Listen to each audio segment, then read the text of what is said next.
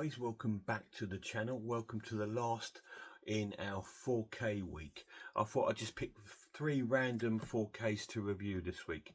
We've already looked at a couple of good ones. We've had Curse of Frankenstein, which is an amazing film, just a questionable transfer, and we had a look at the incredible Dirty Harry. But tonight we're looking at a giallo, an American giallo, and it's Brian De Palma's Dressed to Kill. So this is on 4K from Arrow Video. So before we get any further, let's have a look at the actual release itself.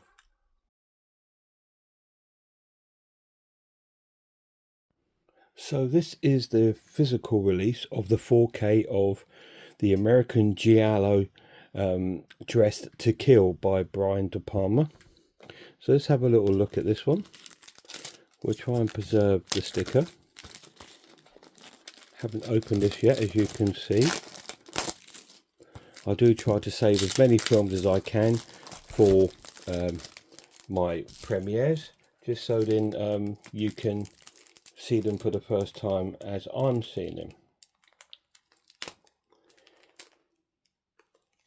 Just trying to see if we can get the 4K sticker off the wrapping, just so we can add that to our box.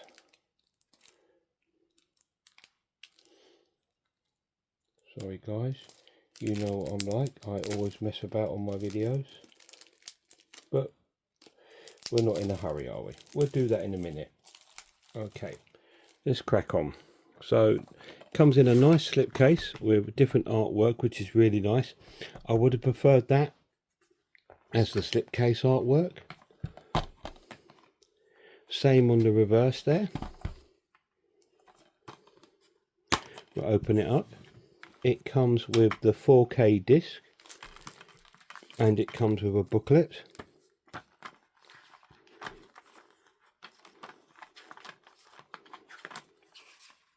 With loads of different essays from various people about the film. Lovely there, nice picture there of the wonderful Nancy Allen. It also comes with a advert for Critters.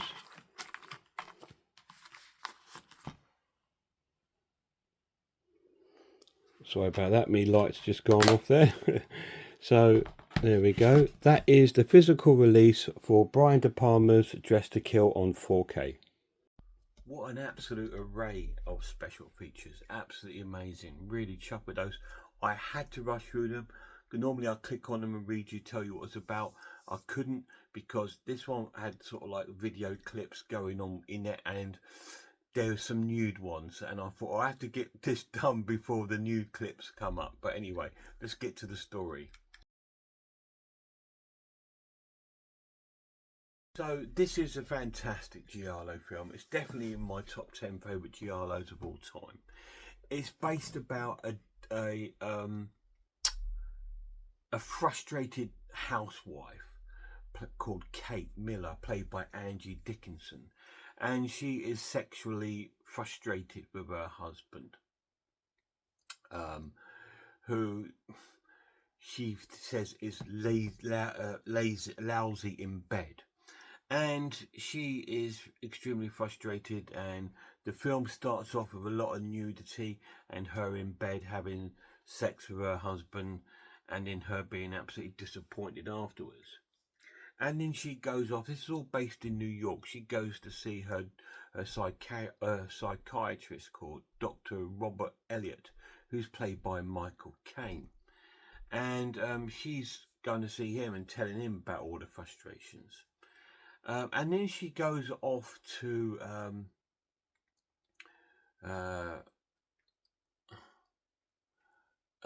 I think it's like an art gallery, or it could be a museum, and she sort of bumps into a guy there who seems to be following her around, and she's loving it. He's a young guy, looks quite Italian actually, and he's following her about around this museum, and she's absolutely loving it. She's looking over going, oh, she's absolutely loving it and stuff like this, because this guy, and then she starts to follow him, and then when she realizes she's got his attention, he starts following her again, and it's back and forth, back and forth. Anyway, she drops her glove, and the guy goes to approach her because he picks it up, and she then sort of like shockingly walks away thinking that, oh my God, I'm going to be attacked. But then she realises she's lost her glove and he's got it. And she leaves the museum, and we see in the car a hand holding out a glove from the taxi. She goes over and thanks him, and he drags her in and starts kissing her, and they start having it away in the car, and she's loving that. And she goes back to his house, and she sort of like has sex with him, and finds out afterwards when she's trying to get out that he's got VD. Anyway, she tries calling her son at home. Her son's called Peter, played by Keith Gordon, and he's a young sort of like boffin kid who's into science and stuff, and he builds his own computers. Anyway, she tries to call him up, but she can't get hold of him. And her husband, I think her husband name is Ted, but I think it's played by Norman Evans. And she hangs up, and she leaves the flat sort of like shockingly. She gets in the lift, and she goes down to the bottom floor, and she realises she's left her engagement and wedding ring on the side. Why she would take it off, I don't know, but she realises she's left it on the side there. So she goes back up, and when she's on her way up, the lift stops and opens, and we see a woman, a blonde-haired woman with glass on and a razor blade, and she comes in and attacks Kate Miller with the razor blade and kills her. And then the lift door opens on another floor, and Liz Blake is there, who's like a call girl, if you like, played by the incredibly beautiful Nancy Allen. And she sees it and tries to contact the cops. And then we get to the investigation bit with the cops. We got Detective Marino, played by the incredible Dennis Franz, who I love, really cool actor, and he's in charge of the case. And that's when the film sort of triggers off.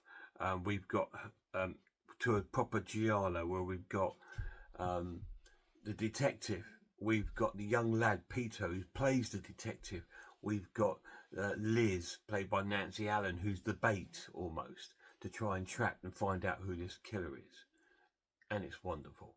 So let's get to the characters.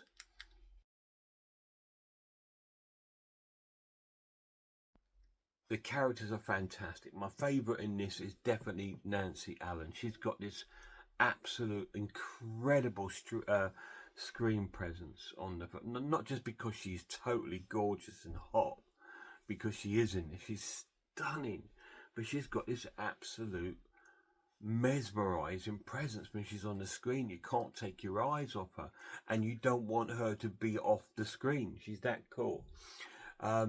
Michael Caine is fantastic in this film as the psychiatrist, and he's really, really cool. Angie Dickinson plays Kate, who's the mother of Peter, and she's really, really cool. She plays this sort of like sexually frustrated woman rather too well in my opinion. And the whole first 5 minutes is watching her shower in the nude, which is kind of like wow. Okay. And also Keith Gordon, who plays Peter, he's really, really good. I'm sure I've seen him in other stuff before, but he's a really cool little actor. But Dennis Franz is also another favourite character of mine, who plays Dr. Marino. He's just awesome. He's brilliant. So let's go to my final verdict.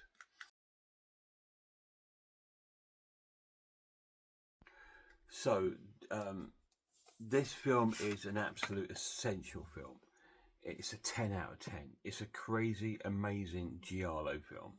Absolutely wonderful. Sorry about that, guys. Someone's beeping their horns outside. It's an absolute wonderful, wonderful film. And it's well casted. It plays out amazing. It's right up there with the greats, with the master himself and Argento. It plays out really like an Argento film. It's an amazing, amazing film. Really cool. Now, the 4K is a 10 out of 10. It's absolutely stunning on 4K. It does have some natural grain and blur in it, but of its age, it's fantastic. And the colours are vibrant. The darks are really dark. It's really made out to me. It does look so much better than the Blu-ray release, which is phenomenal. Really, really cool. The sound is on 5.1 sound stereo. There's no Dolby Atmos or DTS on it, but it's wonderful. It's absolutely fantastic. I'll score the sound a 9 out of 10. I think it could have been just improved a little bit better with maybe an Atmos subtle sound where we could have had the music going around us and the voices slamming us in the face. And sometimes some of the screams that go on in the film are rather too loud from the rest of the actual sound. But apart from that, it's stunning. 9 out of 10. So the whole thing is a 10 out of 10. It's an essential buy on 4K. Don't waste your time. I mean, if you've only got a Blu-ray player, get the Blu-ray because it's an incredible film. But if you've got a 4K, you need to have the 4K. It's amazing. Guys, please check out some horror channels for me. Check out Horror Hands. Check out The Maniac, Sammy G's World of Cinema. Check out Cat Watches Horror Movies, Skin Crawler, Man v Film, and other fantastic channels out there. And a massive shout out to my lad. Till next time, look after yourselves, look after one another, and I really hope I see you all soon.